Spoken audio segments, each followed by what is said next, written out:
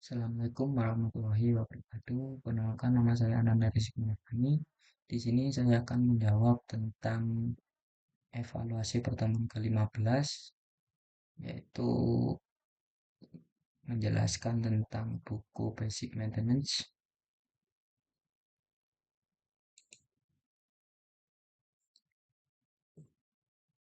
Pada evaluasi ini diberikan 10 pertanyaan, yaitu pertanyaan pertama, jelaskan perbedaan antara pemeliharaan preventif dan pemeliharaan korektif pada alat berat, serta berikan contoh spesifik dari masing-masing jenis pemeliharaan tersebut berdasarkan dokumen yang tersedia.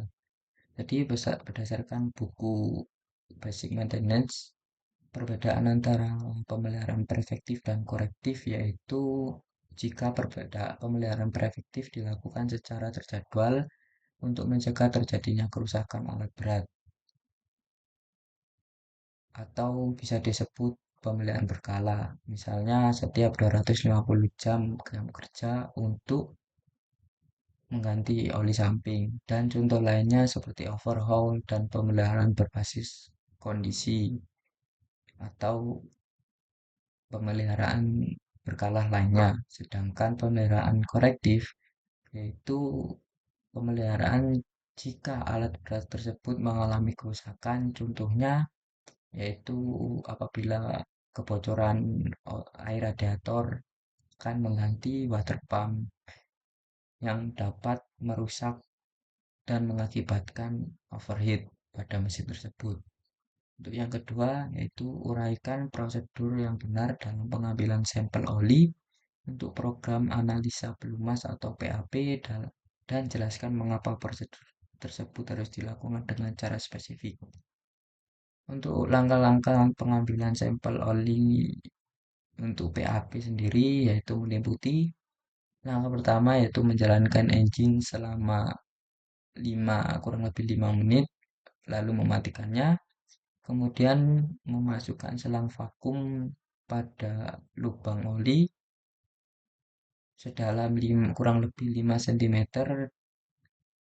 dan menyedot oli hingga 80% di dalam botol, serta mengganti dan memastikan penggunaan selang berbeda di setiap pengurasan komponen-komponen lainnya, karena prosedur ini sangat penting agar hasil analisa atau mempresentasikan kondisi aktual oli tanpa kontaminasi dari komponen lainnya.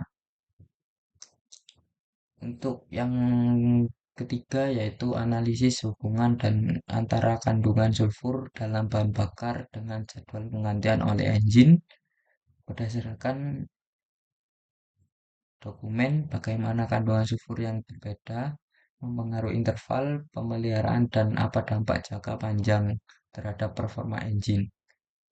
Untuk hubungan kandungan sulfur pada jadwal ganti oleh engine yaitu jika bahan bakar mengandung sulfur di bawah 0,5, maka bahan bakar tersebut aman dan tidak diperlukan mengganti oli. Jika sulfur berada di antara 0,5% dan 1%, maka jadwal penggantian oli harus dipersingkat menjadi setengah dari normal. Dan untuk kandungan sulfur lebih dari 1%, maka sangat disarankan untuk mengganti oli engine karena dapat menyebabkan kerusakan serius pada engine dan mengakibatkan korosi serta meningkatkan keasaman pada pelumas tersebut. Untuk yang keempat yaitu bandingkan dan kontraskan prosedur pemeliharaan berkala pada 250 jam pertama atau initial service dan pemeliharaan berkala normal pada 200 jam. Serta mengapa terdapat perbedaan dalam item pekerjaan yang dilakukan. Berdasarkan hasil buku tersebut, dapat dibandingkan atau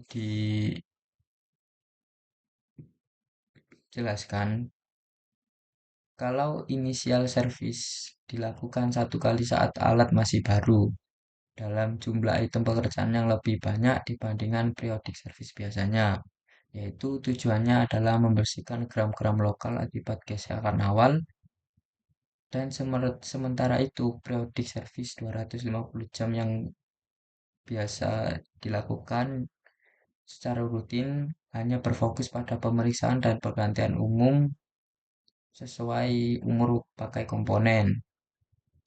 Yang kelima yaitu evaluasi kelebihan dan kekurangan pada pendekatan atau condition based maintenance dibandingkan dengan schedule overhaul. Nah, condition based maintenance eh, dibandingkan schedule overhaul yaitu pada condition based maintenance dilakukan berdasarkan kondisi aktual alat yang lebih hemat karena hanya dilakukan saat diperlukan atau saat menjadi kerusakan saja. Sedangkan schedule overhaul dilakukan pada waktu tetap dan menjamin alat kembali performa pabrik di tambang dan industri lainnya dengan operasi berat dan tidak teratur. Dari kedua schedule ini atau kedua maintenance ini, conditional based maintenance lebih cocok untuk alat di tambang dan operasi berat yang tidak teratur. Sedangkan schedule overhaul cocok untuk alat yang digunakan secara rutin dan ringan. Yang keenam yaitu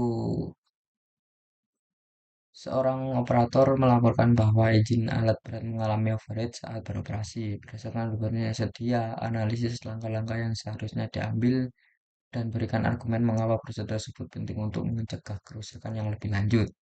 Berdasarkan buku pada basic maintenance, ada langkah-langkah saat overshift, yaitu jika alat mengalami overheat, engine tidak boleh langsung dimatikan. Biarkan mesin idle hingga suhu menurun secara bertahap. Setelah itu, lakukan pemeriksaan cairan pendingin radiator, fan belt, dan sistem sirkulasi air. Langkah ini penting agar komponen tidak mengalami kerusakan akibat suhu yang terlalu tinggi mendadak. Untuk yang ketujuh yaitu pada dokumen disebutkan nomor 7. Pada dokumen disebutkan bahwa biaya yang dibutuhkan lebih murah sebagai salah satu keuntungan melakukan maintenance dengan baik. Berikan analisis dan kritik tentang bagaimana pemeliharaan preventif yang baik dapat mengalami biaya dan jangka panjang dan mempertimbangkan aspek ekonomi dan operasional alat berat. Itu nomor 7 sendiri berdasarkan analisis saya tentang ekonomi pemeliharaan preventif. Pemeliharaan preventif sendiri memiliki dan memiliki berbagai keunggulan yaitu menghemat biaya dalam jangka panjang karena mencegah kerusakan yang besar serta mengurangi downtime dan memperpanjang umur alat. Sebagai contohnya yaitu analisa pelumasan atau PAP dapat mendeteksi kerusakan sejak dini sehingga biaya overhaul yang besar dapat dihindari di kemudian hari. Untuk yang ke-8 yaitu rancangan sebuah sistem pemantau pemeliharaan alat berat yang mengintegrasikan program analisis pelumasan atau PHP, program pemeriksaan mesin PPM, dan program pemeliharaan undercharge atau P2U untuk mengoptimalkan kerja alat berat. Jelaskan bagaimana sistem ini berfungsi dan memanfaatkan bagi peluang. Berdasarkan buku di Basic Maintenance, sistem pemantau integritas atau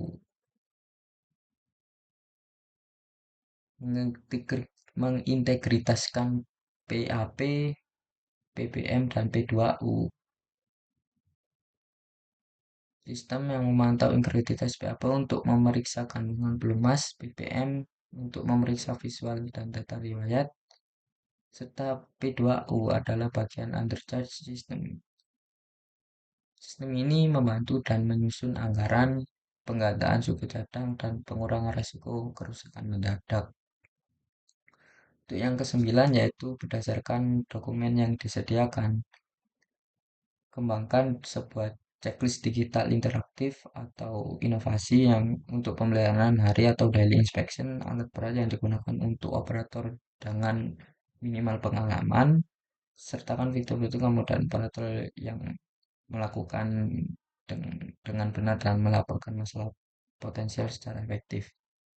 Berdasarkan hasil analisis saya dari buku tersebut ada beberapa mungkin ide, yaitu jika checklist digital iteratif atau inovasi dapat pada alat berat dilengkapi dengan gambar panduan, input suara, foto, serta notifikasi otomatis yang memudahkan operator baru atau operator new dalam melakukan inspeksi harian dan melaporkan masalah secara cepat dan akurat.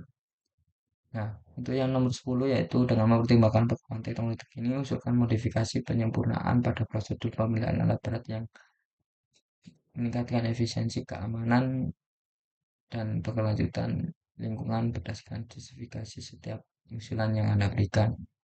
Berdasarkan checklist atau checklist digital interaktif pada nomor 9, ada beberapa penyimpangan yang mencakup penggunaan sensor IoT untuk memantau real time dan menggunakan aplikasi mobile untuk checklist digital. Serta tidak lupa menggunakan AI untuk memprediksi kerusakan dan penggunaan bahan bakar serta pelumas yang ramah lingkungan di kedepannya dengan memiliki tujuan agar meningkatkan efisiensi keselamatan kerja dan keberlanjutan lingkungan di dunia tambang maupun penggunaan alat berat di dunia industri. Mungkin cukup itu saja penjelasan tentang evaluasi pertemuan ke-15 untuk menjelaskan tentang buku Basic Maintenance. Saya Nandari Devani. Wassalamualaikum warahmatullahi wabarakatuh.